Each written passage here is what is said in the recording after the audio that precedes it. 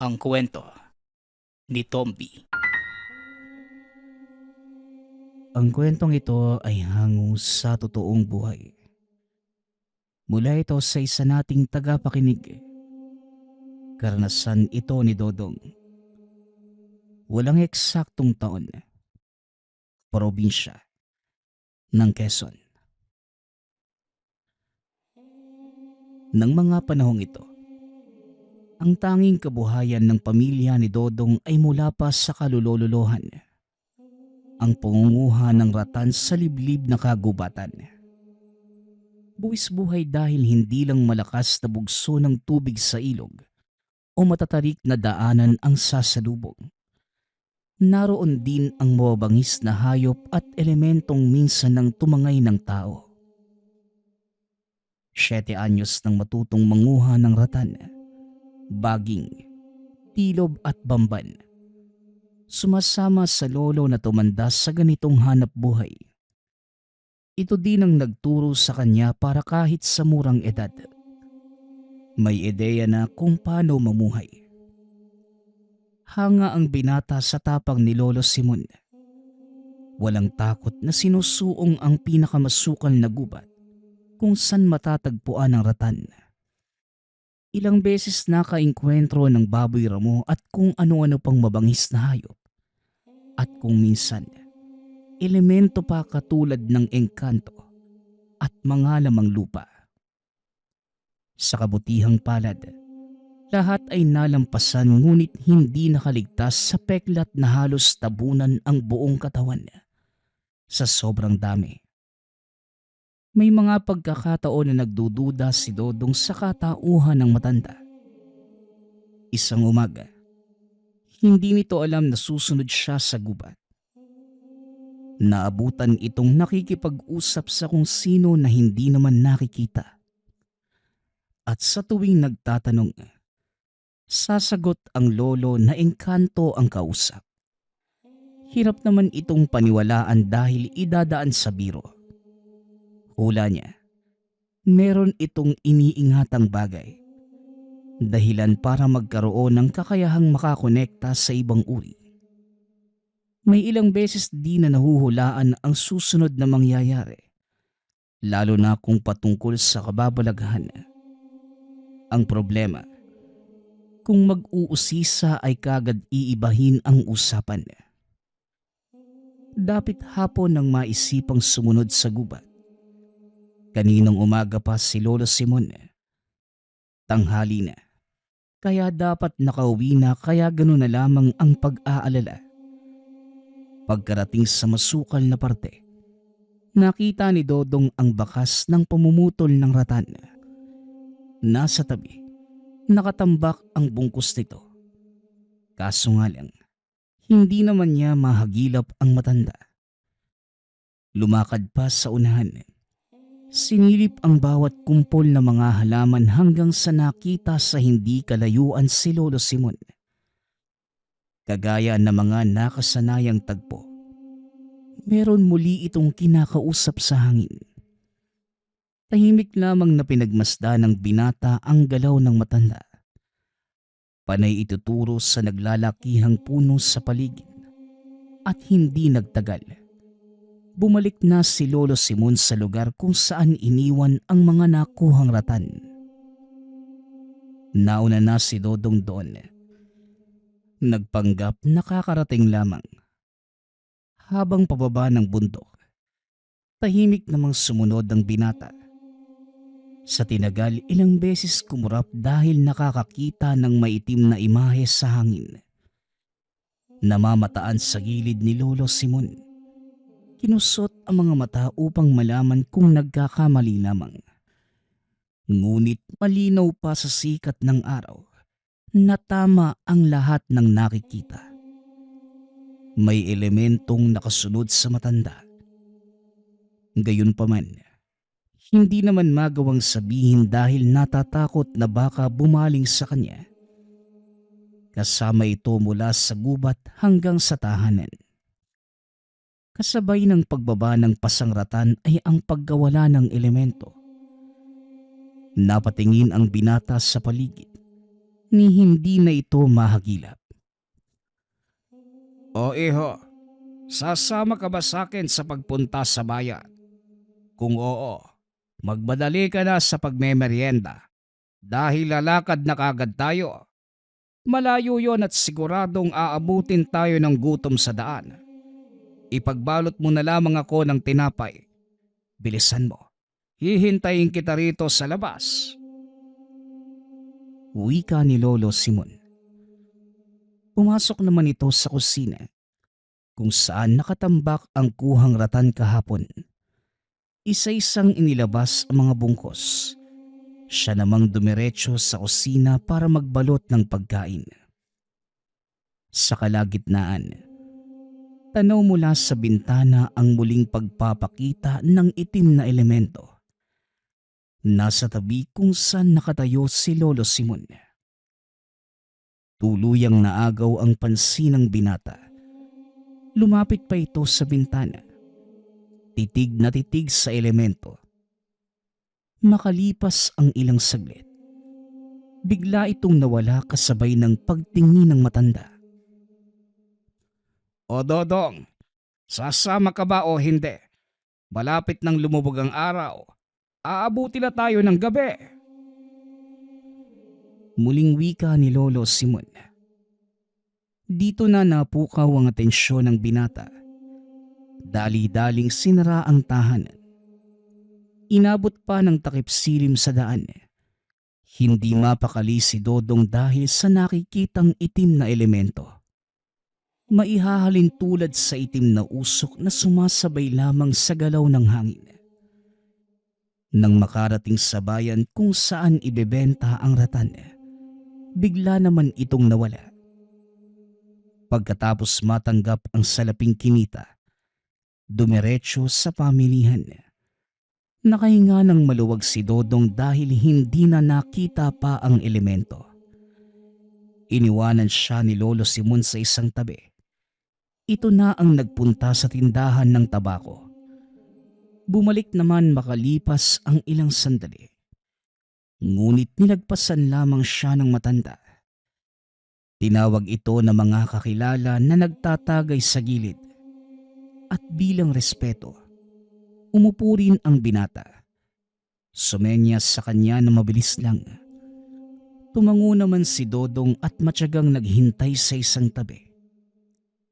Sa pagdaan ng ilang minuto, napansin ng binata ang isang lalaki sa likuran.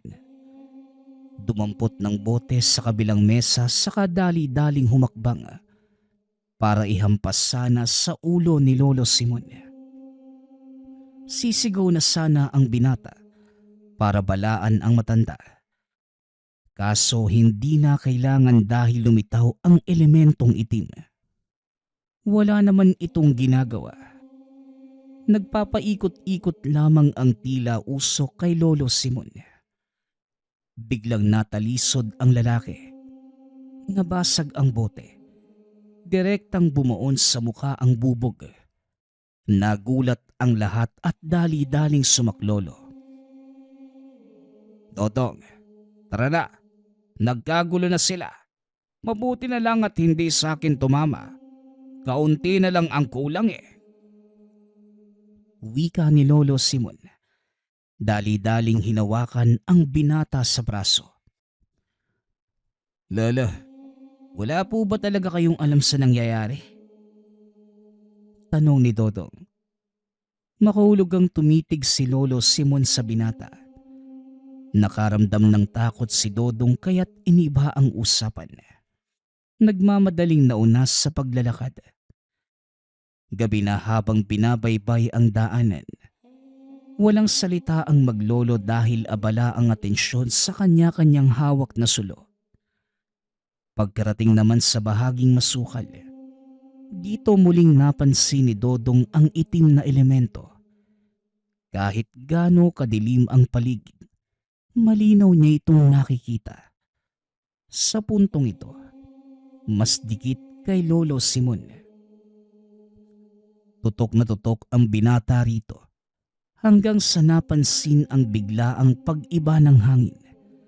Hindi lang basta pag-alingasaw ng matapang na amoy, may kasama pang mabigat na presensya na para bang may buhok na gumagapang sa binti. Sa tuwing iilawan naman ay nawawala. Napahinto rin sa paglalakad si Lolo Simon. Binigyan ng babala ang binata. Dodong, mabuti pang dumistansya ka na muna. Hawakan mo ang bagay na ito. Sayo muna itong balisong. Gamitin mo kapag may lumapit sayo. Babala ni Lolo Simon. Sa lilim ng balete siya nagtago kung saan makapal ang nakalaylay na baging at mga halaman. Sakto lamang para maitago ang sarili. Iniwanan sa unahan ng sulo para kahit papano ay may liwanag. Habang nasa ganoong posisyon, tanaw na tanaw niya si Lolo Simon. Nakahanda na ito. Nakatutok ang itak sa unahan. Ilang sandali pa, lumitaw ang aswang na agarang sumunggab. Tumilapon ang matanda. Dali-dali ding bumangon para gumanti. Sa puntong ito, mabilis ang mga pangyayari. Paglapit ng aswang ay diretso itong bumagsak. Hindi naman sana tumama ang itak sa katawan nito. Hindi rin napansin ni Dodong na umakma ng taga kaya napapatanong sa kung paanong paraan tinalo ang nilalang. Nang tawagin siya ni Lolo Simon, dali-dali namang lumapit. Hindi maunawaan ang sinasabi ng matanda. Dodong, tignan mong mabuti ang isang ito. Ganito ang mangyayari kapag nangahas kang umatake sa taong may gabay. Wika ni Lolo Simon. Kunot noong tumitig si Dodong sa matanda. Pilit pinuproseso ng isipan ang sinabi. Kahit nasa daan, napapansin ng binata ang kaparehong presensya. Kinakabahan na baka may biglang lumitaw. Gayunpaman, sa simpleng paghawak ni Lolo Simon sa kanyang braso, nakahinga at biglang nawala ang kaba. Pagkarating naman sa unahan, hindi nakaligtas sa paningin ni Dodong ang anino ng aswang.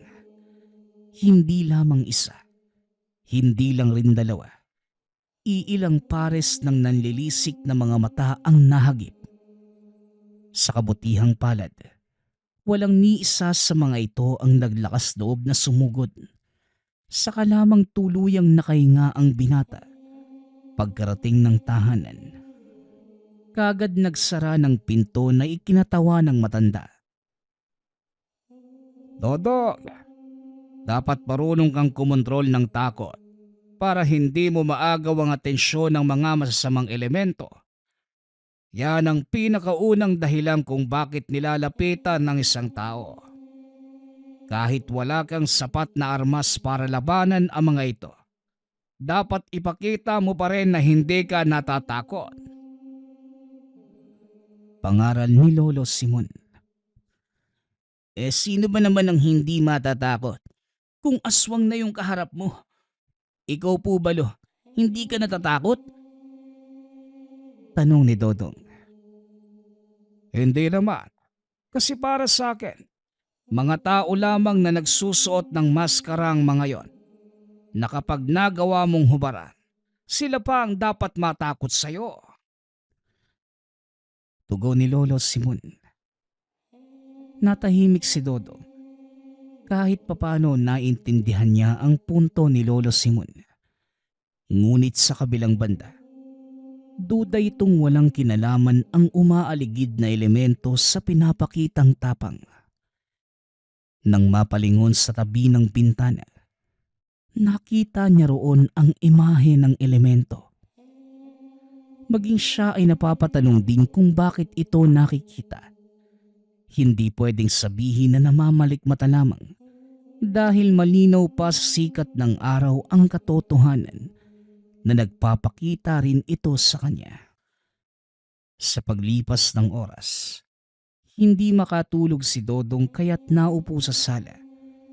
Binuksan ng kaunti ang bintana para makapasok ang hangin.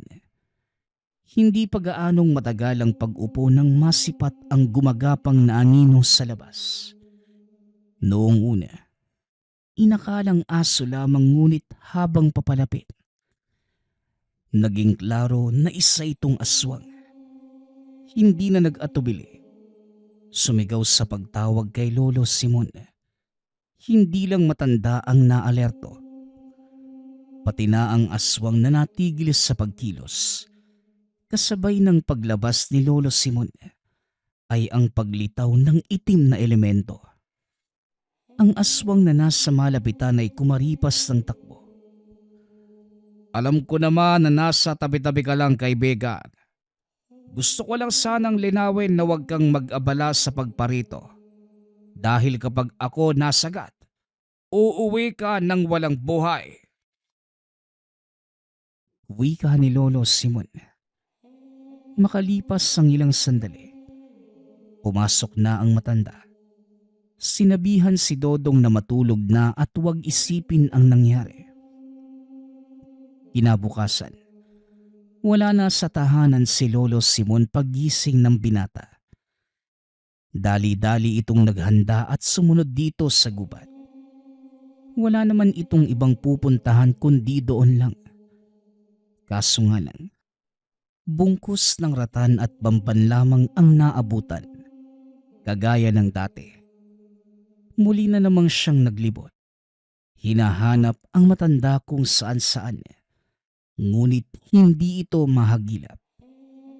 3 magkakaibang lugar ang pinaglagyan ito ng bungkus ng ratan. Pinasan ang mga ito at inisahang tambak sa tabi ng ilog. Dito na rin napagpasyahang hintayin si Lolo Simon.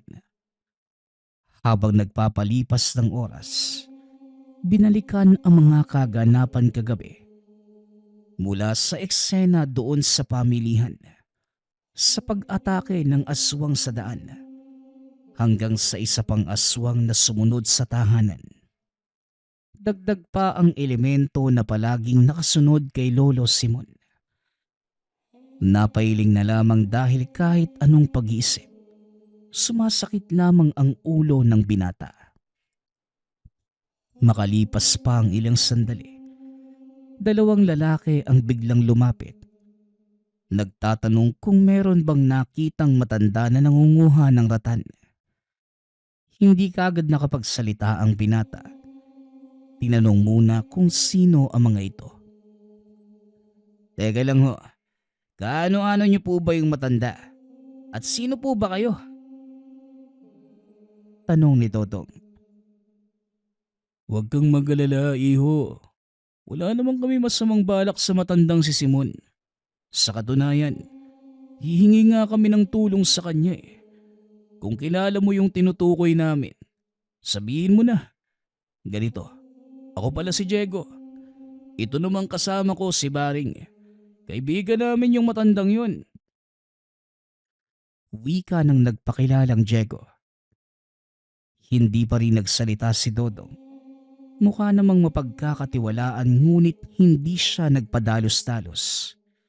Itinuro ang ibang direksyon at sinabing nakita doon ang matandang hinahanap. Kaagad namang lumakad ang mga ito at sakto namang dumating si Lolo Simon. Sa tahanan na binanggit ni Dodong ang naghahanap ng mga kalalakihan. Natawa naman si Lolo Simon sa inasal ng binata. Ayon sa kanya, kilala naman niya sina Diego at sakto ring dumating ang dalawa. Bumalik matapos mapagtantong wala ang matanda sa gubat. Pasensya na kayo sa apo ko. Hindi kasi ito madaling magtiwala kaya gano'n na lamang ang sinabi. Huwag niyo sanang mamasamain. Wika ni Lolo Simon bilang paghingi ng dispensa. Lolo Simon, may pagkalukulok rin po pala itong apo niyo, no? Hindi bali na. Naiintindihan namin na gusto ka lang niyang protektahan. Maiba nga po tayo. Kinakailangan namin ng tulong ninyo. Kagaya pa rin po ng dati. Pero may kaunting pagkakaiba. Kasi noon, iisa lang eh. Ngayon maramihan. Grupo na ang umaaligid. Wika ni Diego. Lolo Simon, kung naroon ka lang noong nakaraang gabi, mapapailing ka talaga sa kapangasan nila. Akala mo baboy kami na basta-basta na lamang lalapain. Diyos ko, mabuti talaga may nakita pang bala sa baril si Tatang Dindo. Kasi kung wala, nako, ewan ko na lang po. Dagdag ni Baring. Lumapit si Dodong para madinig ang usapan. Dito napag-alaman na meron pa palang katauhan ang matanda na hindi niya nalalaman. Isa pala itong manunugis ng aswang na dati pa pumapaslang. Sa malalayong lugar dumadayo kaya't walang kaide-ideya tungkol doon. Isa sa mga tumatak kay Dodong ay ang pagbanggit na meron itong gabay. Hindi nga lang malinaw kung ano ang tinutukoy dahil dali-daling pinutol ni Lolo Simon ang usapan. Sa mga sumunod na sandali, nagbalot ng damit ang matanda at lalong nagtaka dahil pati damit niya ay sinama. Lolo, lilipat po ba tayo? At saan naman po tayo pupunta? Tanong ni Toto. May sasadyain lang ako doon sa kabilang bayan. Mananatili tayo doon ng ilang araw. Kaya kinakailangan ng pagbibihis ang damit. Kung may gusto ka pang dalhin, ilagay mo na rito para maisahang dala na. Pagpapaliwanag ni Lolo Simon. Matapos magligpit, binaybay nila ang daan papunta sa sasadyaing lugar. Walang imik. Dire-diretso lamang sa paghakbang. At pagdating sa unahan, biglang huminto si Diego at Paring. Lolo, hindi naman po ito ang daan eh. Anong ginagawa natin dito? Hindi ba madalas sa lugar na to ang kalaban? Bulong ni Diego. May pinaplano ka ba, Lolo Simon? Hindi pwedeng wala dahil kamatayan ang pagpunta sa bahaging to. Ngunit hindi pa nakakasagot si Lolo Simon. Lumabas na mula sa iba't ibang direksyon ang mga kalalakihan. Hindi armado, ngunit malakas ang presensya. Pumalibot ang mga ito habang palipat-lipat ang tingin sa kanilang apat. Alisto naman sina Diego at Baring na bumunot ng itak. Kaso pinigilan sila ni Lolo Simon. Mga iho, dadaan lang naman kami. Huwag niyong bigyan ng masamang kahulugan. Ito lang kasi ang daanan papunta sa pupuntahan namin. Wika ni Lolo Simon. Simon, huwag na tayong maglokohan. Alam nating lahat na sinadya mo talagang maparito. Hindi ba? Tinanggal ng lalaki ang balot sa muka. Nilantad ang sarili. Nakilala naman ito ni Lolo Simon. Oh, ikaw pala yan, Oliver. Sa paglipas ng panahon dumarami na ang mga batuta mo. Kagaya mo rin ba sila na pumapatay ng tao para lang may ialay sa demonyo? Matagal na rin noong huli tayong nagkaharap. Hindi ko inaasahan na magkikita tayo ngayon. Tanda, masyado mo naman iniingatan ang salita mo. Hindi mo ko maluloko. Aminin na lang natin na gusto mo talagang dumaan dito. Naglabas ng bote ang lalaki. Kulay itim ang likidong laman. Nagtaka naman si Dodong nang hilahin siya palayo ni Diego. Habang si Baring at Lolo Simon naman, matapang na humarap sa grupo. Alam mo, ayaw ko sanang maging bayolente lalo na sa harapan ng apo ko. Pero kung hinihiling mo naman at para sa ikatatahimik mo, bakit hindi? Hindi ba? Total pareho namang mainit ang dugo natin sa isa't isa. Dito na tayo magtuos. Tignan natin kung sinong mananatili ng buhay mamaya. Wika ni Lolo Simon. Ngumiti si Oliver. Binuksan ang bote at saka isinaboy. Kaso mabilis na kumilos si Baring. Dumampot ng damit at saka inihagis. Dito tumama ang lahat ng likido. Sunod na nangyari, pisika ng labanan. Kaso nga lang nagpalit ng anyo ang grupo. Tumambad ang tunay na itsura ng mga ito. Dahil sa takot, napapikit na lamang si Dodong habang nakikisiksik sa tabi. Tinatakpa ng tenga dahil sa tindi ng ingay. Umaabot hanggang laman ang inig dulot ng ingay ng mga aswang.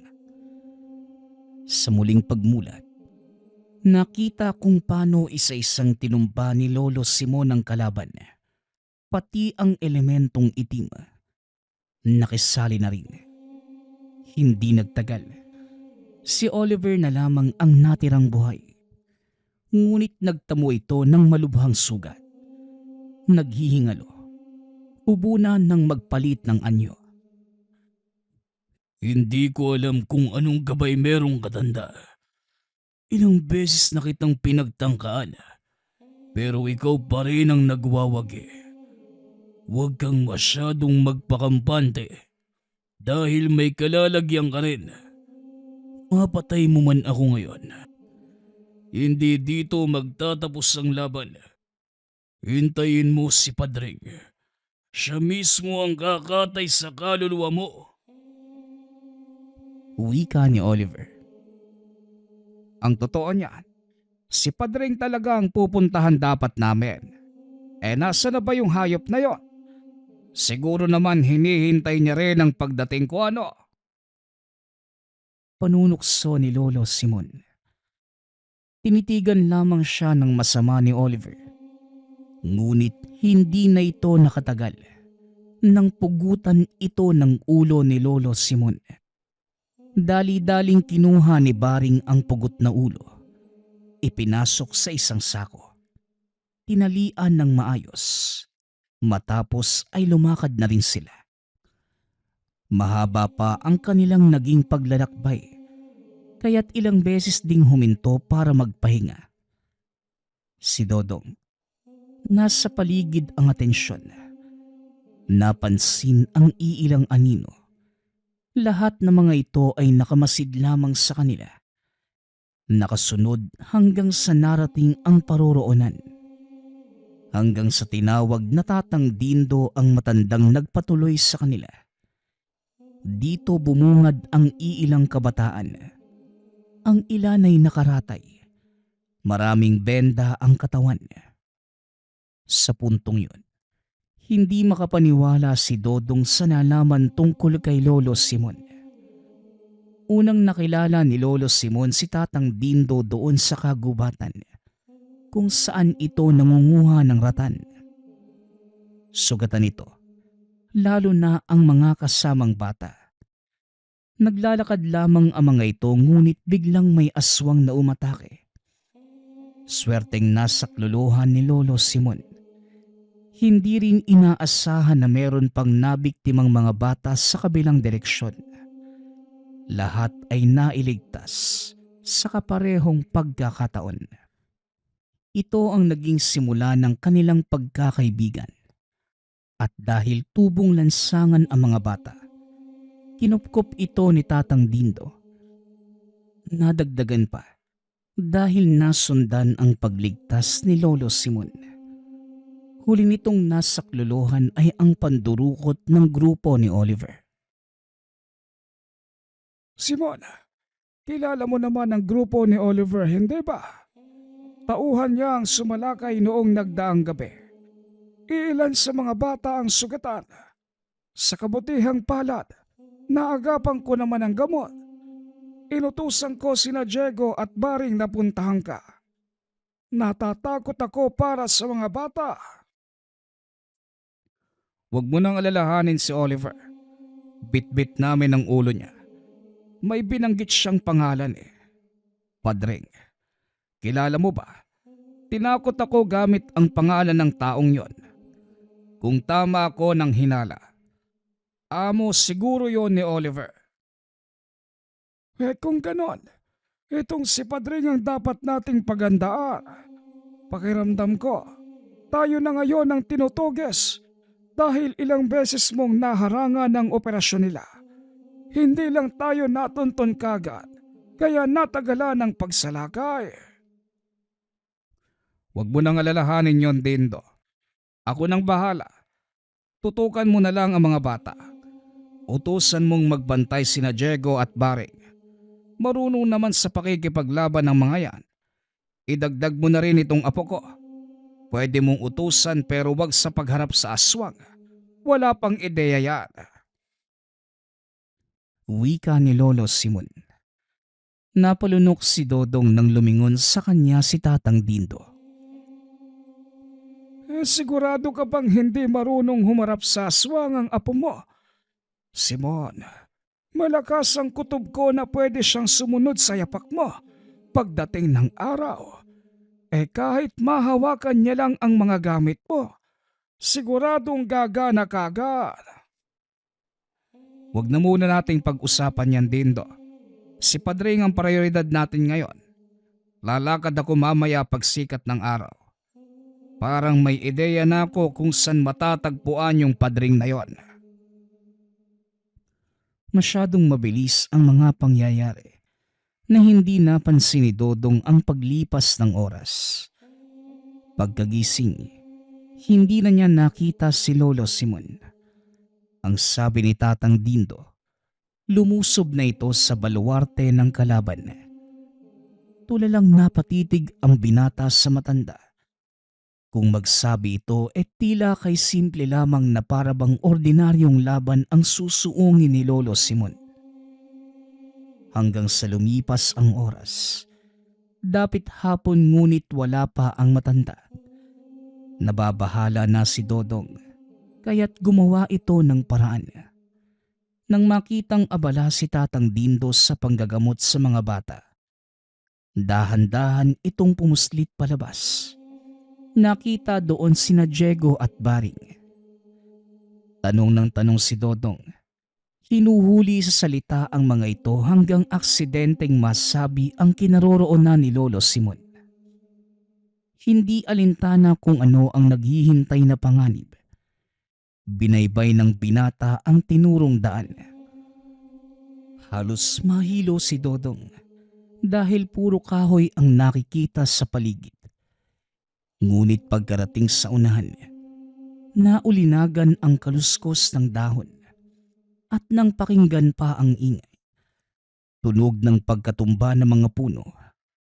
Ang kasunod na napansin ay ang paggulong ng pugot na ulo sa harapan. Lalong hindi nakakilos nang bumagsak ang katawan.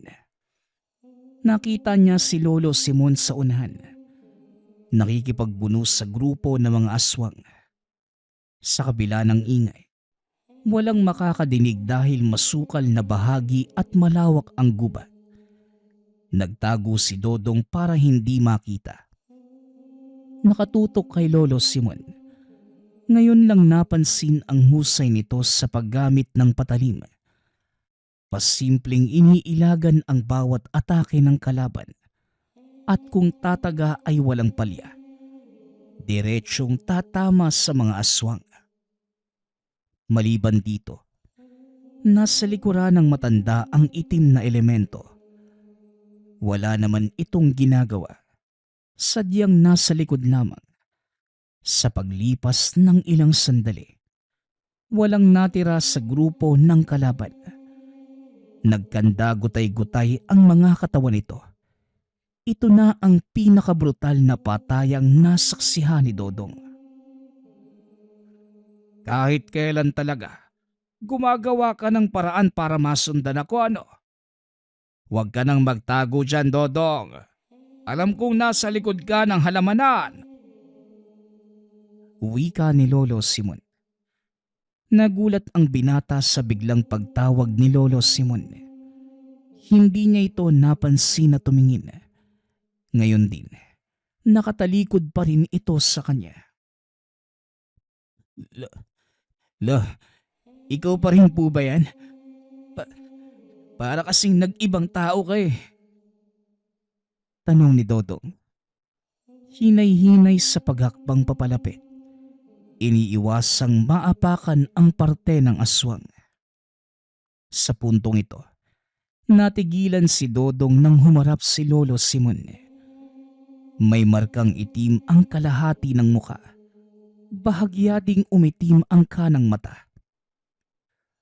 Huwag kang matakot, Dodong. Ako pa rin ito, ang Lolo Simon mo. Napaatras si Dodong.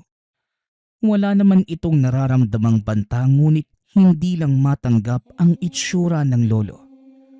At nang masipat muli ang itim na elemento sa likuran, hindi siya nagpigil na magtanong. Lolo, ang gabay ba na tinutukoy nila ay ang elementong itim na nakasunod palagi sa'yo? Tanong ni Dodong. Sa pagkakataong ito, si Lolo Simon naman ang nagulat. Hindi inasahan ang sinabi ng binata ngunit bago ito malinaw, sunod-sunod na pagbato ang pumukaw sa kanilang atensyon. Ilang sandali pa, lumitaw ang isang lalaki. May edad na ito, maputi ang buhok, masama ang titig kay Lolo Simon. May dalawa pang tao sa likuran nito, pareho ng amoy sa mga aswang. Ikaw pala ang sinasabi nilang Simon na manunugis. Hindi ko ugaling magpakita, pero masyado nang matunog ang iyong pangalan sa mga tauhan ko. Lalo na't ikaw pala ang pumaslang kay Oliver. Siya ang maituturing kong malakas na aswang na hawak ko, pero tinalo ng matanda. Sandali. Ikaw ba si Simon o itong binata? Walang kinalaman ng binatang ito. Napadaan lamang siya. Dodong, umalis ka na rito. Dumiretso ka na sa daang kung saan ka man pupunta. Wika ni Lolo Simon. Pasimple nitong sinenyasan ang binata na umalis. Kumaripas naman si Dodong kaso huminto nang madinig ang mabangis na pag-alulong. Sa puntong ito, nagmistulang dambuhalang aso ang dalawang lalaki. Sinugod na mga ito si Lolo Simon. Salitan sila sa pag-atake. Hindi may kakaila ang lakas dahil nadaplisan lamang ang matanda. Tumilapon na ito. Ilang ulit pang bumagsak matapos pagpasapasahan. Hindi nagtagal. Bumaon ang ulo sa lupa matapos suntok-suntukin. Tawang-tawa naman na lumapit si Padring. Kontentong-kontento sa mga nakikita. Ano ba naman yan? Kuryoso pa naman ako kung paano ka makipaglaban. Sa dalawang asbo pa lang, bagsak ka na pala. Sayang ka lang sa oras, Simon. Tapusin niyo na lamang ito. Siguraduhing linisin ang lugar at walang matitirang bakas. Wika ni Padring. Nauna itong umalis at bigla na lamang naglaho matapos ang iilang hakbang. Kumilos ang naiwang aswang. Ngunit sila ngayon ang nagulat. Pasimpleng bumangon si Lolo Simon. Tumatawang humarap sa mga ito. Nang sumugod ang kalaban, humarang ang itim na elemento. Nanigas ang mga ito sa kinatatayuan. Dahilan para matuluyan na ng matanda. Ilang beses tumagos ang itak sa katawan. Tinapos ito sa pamamagitan ng pagpugot ng ulo. Matapos yun, dali-daling sinundan ang dinaanan ni Padring. Sa wakas, nagkaharap ang dalawa. Parehong masama ang titig sa isa't isa. Walang nagsasalita. Diretso lamang sa pagbubuno. Tumilapon ng tumilapon. Parehong natatamaan sa kani-kanilang pag-atake. At hindi nagtagal. Pareho ding bumagsak nang mapuruhan ang isa't isa. Naalerto naman si Dodong nang makitang sumulyap sa kanya si Padring. Kaso nga lang, bigla na lang itong nasa harapan. Napansin na lamang ng binata na humapdi ang tiyan. Pero sa puntong to, nagulat nang makita sa harapan si Lolo Simon. Nagawa nitong harangan ang atake na sanay para sa kanya. Tumagos ang naghahabaang kuko ng aswang. Nadaplisan lamang siya. Kumilos ang itim na elemento. Sinakop ng itim na figura nito ang muka ng aswang. Nag-iba ang kilos. Nabaling ang atensyon sa pagkalmot ng sarili. Walang tigil hanggang sa tumagos ang sariling kuko sa katawan. Hinablot ang laman dahilan para humandusay. Nangisa ito at hindi nagtagal. Tuluyan ng binawian ng buhay. Dali-dali namang nilapitan ni Dodong si Lolo Simon. Pinigilan ang pagdurugo ng sugat.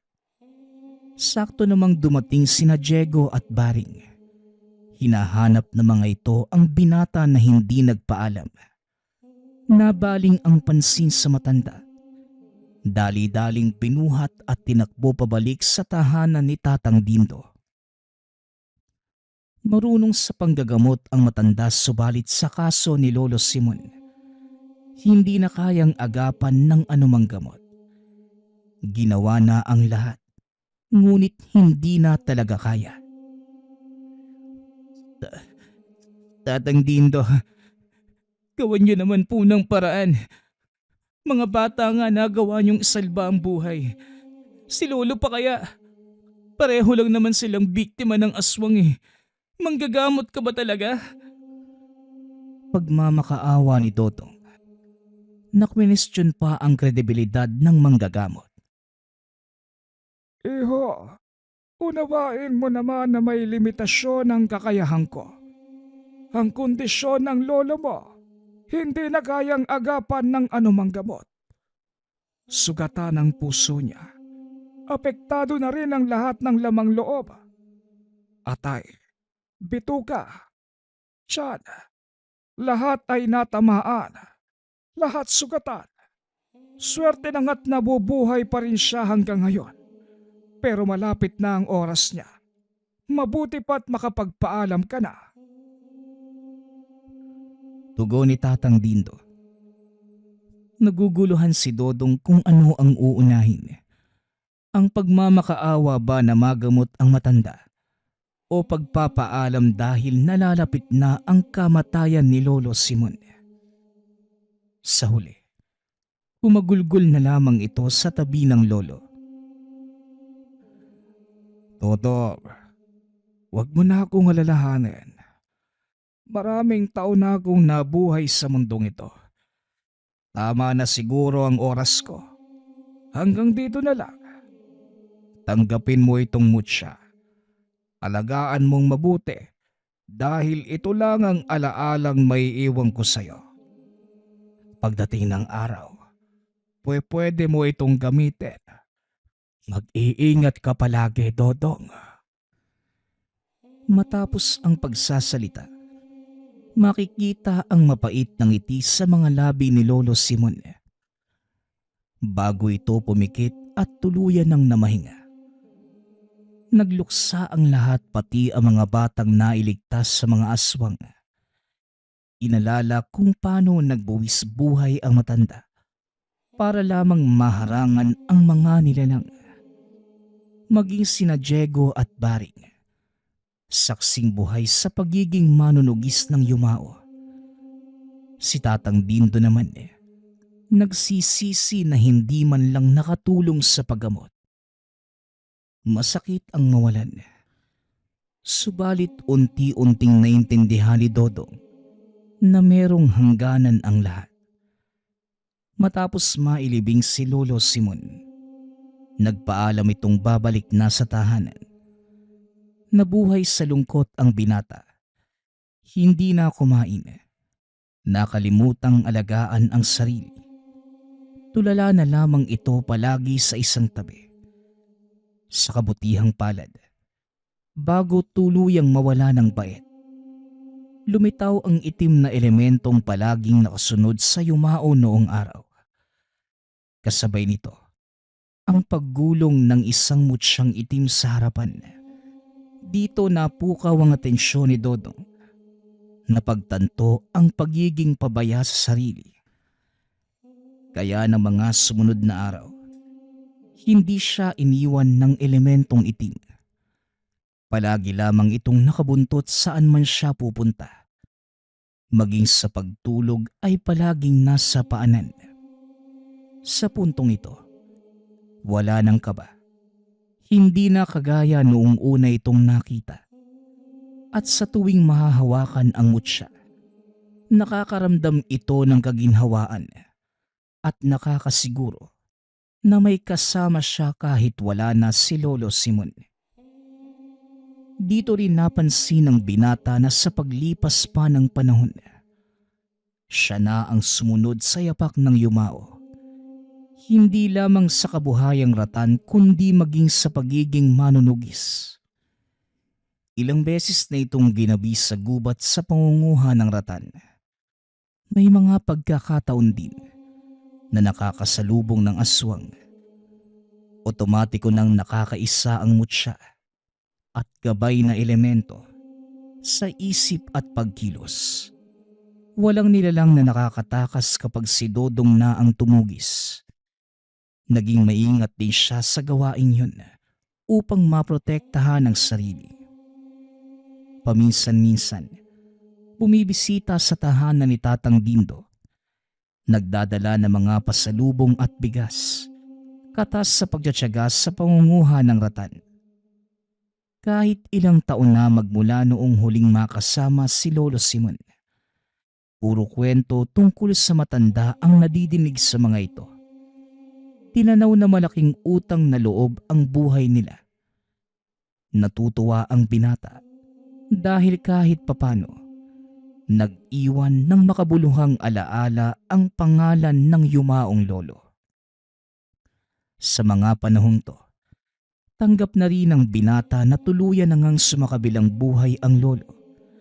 Hindi na siya gaanong apektado kapag nababanggit ang pangalan nito.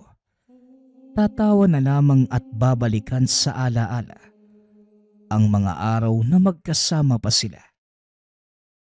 Gayunpaman, hindi na nawala si Lolo Simon dahil saan man siya pumunta.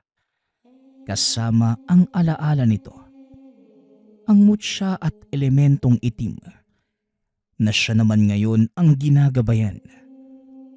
Kung noon ay matunog ang pangalan ni Lolo Simon sa mga aswang na nakakasalamuha, ngayon, presensya naman ni Dodong ang kinatatakutan.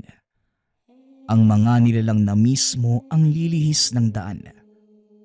Natatakot na mapaslang sa mga kamay ng binata. Ang tahanan ni Tatang Dindo na minsan nang nilusob ng napakaraming aswang. Dinadaanan na lamang. Wala nang nagtatangka dahil kapag nakaabot kay Dodong ang balita, tutugisin lahat ng makikitang aswang. Kahanay man ang angkan o hindi. Ang susunod nating kwento ay mula sa isa nating tagapakinig. Karanasan ito ni Lito.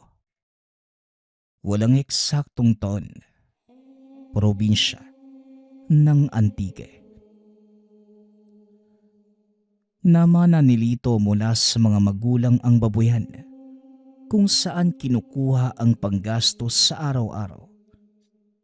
Mahirap man ang pamumuhay dahil siya lamang ang mag-isang umaasikaso sa mga hayop.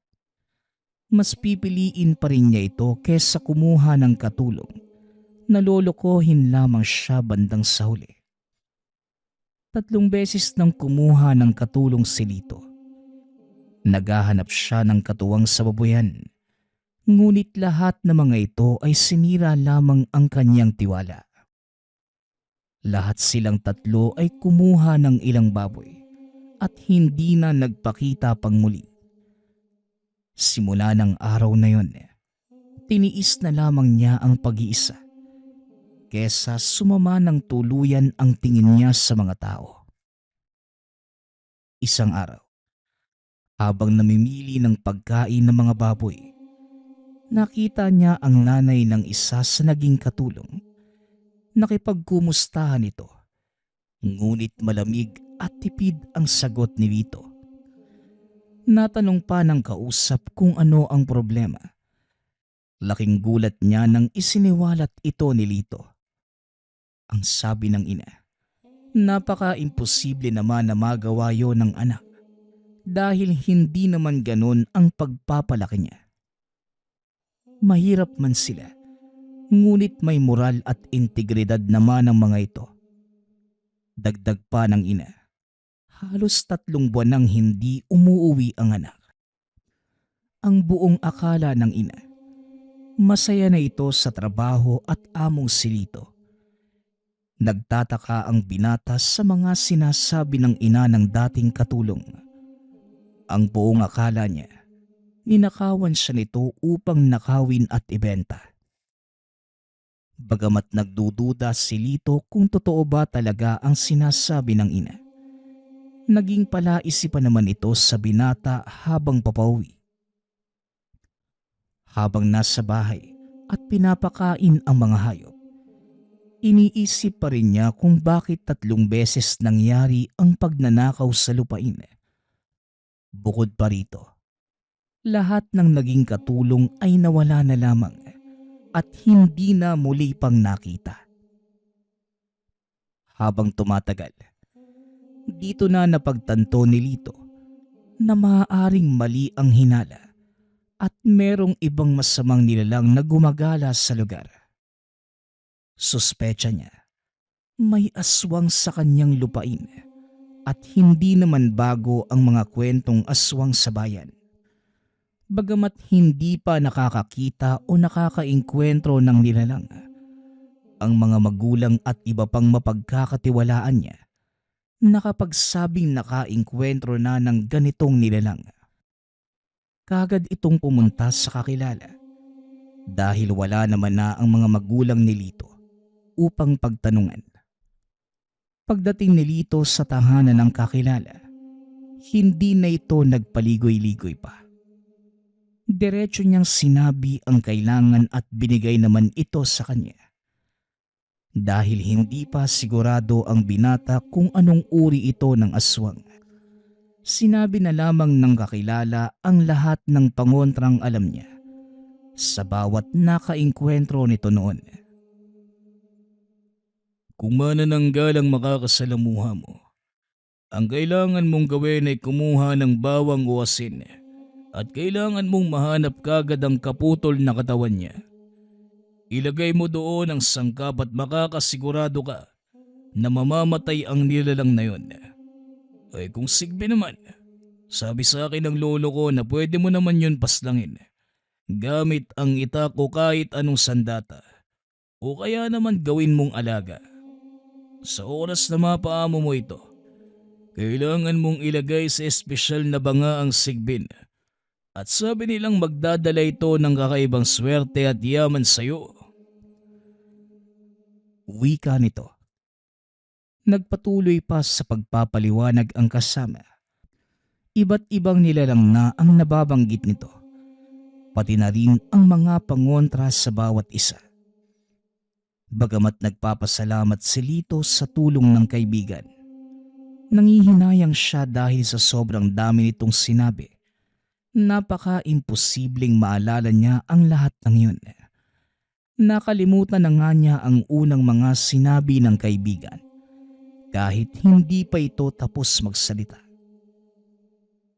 Matapos ang pag-uusap ng dalawa, umuwi na si Lito ng tahanan. Kagad itong nakarinig ng ingay pagpasok pa lamang sa pintuan. Kumuha ng malaking itak si Lito dahil ito ang karaniwang proteksyon para sa kahit anong nilalang. Maganda rin naman kahit papano ang kondisyon ng katawan niya. Kaya tiwala si Lito na kaya niyang harapin kung ano man ito. Bago pa man niya mabuksan ang ilaw sa tahanan ng mga hayop, kitang-kita niya ang anino nito habang bitbit ang isa sa mga alaga. "Oy, kung sino ka man, ibaba mo yang..." Binuksan kaagad ni Lito ang ilaw. Sinigawan ng may hawak ng hayop. Ngunit nanlaki ang mga mata ng binata at napatigil sa pagsasalita nang makita niya mismo ang nilalang. Nakahubad ito at nababalutan ng kakaibang itim na langis. Aakalain mong taong grasa lamang kung hindi dahil sa malalaki nitong pangil. Napakahabang kuko at daliri pati na rin ang tila kambing na binte. Pulang-pula din ang mga mata at merong sungay. Hindi na nakagalaw si Lito sa sobrang takot. Lahat ng tiwala sa sarili ay naglaho na parang bula. Nang mga oras na yun, napadasal na lamang si Lito sa itaas na sana hindi siya patayin ng nilalang. Sinagot naman ang kanyang mga panalangin at umalis din kagad ang aswang. Nagpapasalamat si Lito na mukhang hayop lang naman ang kinakain ng aswang na nakaengkwentro. Ayon sa mga kakilala niya, mabangis ito at walang awa silang inatake. Pinaslang papati ang mga magulang. Wala si Lito nang gabing mawala ang mga magulang. Pilyo noong bata kaya gabi-gabi na lamang nakikipag-inuman sa mga kabarkada. Kung sinamahan lang sana niya ang mga magulang, di sana buhay pa ang mga ito. Hindi naman maiwasan ni Lito na sisihin ang sarili sa pagkawala ng mga magulang. Magpasa hanggang ngayon, hindi niya natunton o nakilala ang aswang na pumaslang sa mga ito. Hindi na niya nahanap pa ang hustisya. Maaari itong matawag na duwag dahil sa mga pasya noon pa man at ngayon. Kalaunan, ibinenta na lamang niya ang lupang namana sa mga magulang. Kahit na sinasabi niya sa sarili na kaya niya ito ginawa upang hindi na maalala pang muli ang sinapit na mga magulang. Alam naman niya sa sarili na takot ang pinakadahilan ng kanyang pag-alis. Nang gabing makita niya ang aswang na kumuha ng baboy, nakita din niya ang binti ng tao sa dulo ng tahanan ng hayop. Doon siya napaisip na maaaring dalawa ang aswang na bumibisita sa lupain. Isang kumukuha ng hayop at isang kumakain ng tao. Nagpapasalamat nga pala ako sa lahat ng sumusuporta sa ating channel. Nawa ay patuloy niyong suportahan at pakinggan ang ating mga kwento. Hanggang sa muling pakikinig. Paalam.